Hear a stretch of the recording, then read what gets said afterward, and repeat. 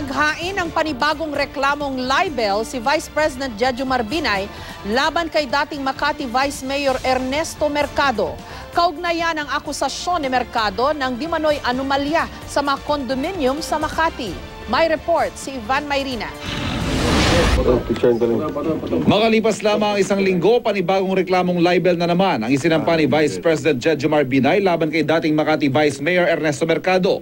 At hindi pa raw ito ang huli. Dahil sa bawat kasinungalingan na sinabi niya laban kay Vice President, may kaukulang libel case kaming ipapile. Ito yung patungkol daw di umano na si Vice President daw ay humingi doon sa mga condominium developers. Weekly kayo nagsasampa ng kaso? Hindi nyo sinabay-sabay? Sobra na Magugulitan sa kanyang pagharap sa media, sinabi ni Mercado na hanggang 70% ng mga condo building sa Makati may unit si Binay, nakapalit umano ng mga permit nung siya ay mayor.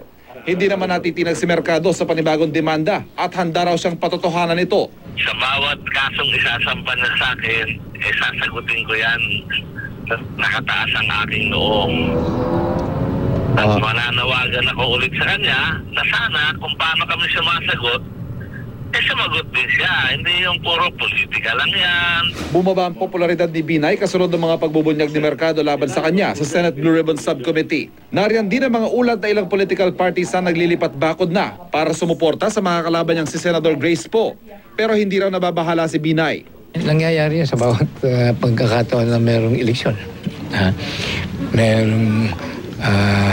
Pero ang karamihan lang nagtatanong ng ganyan, ang batayan ay yung pagkakadalo, sa meeting.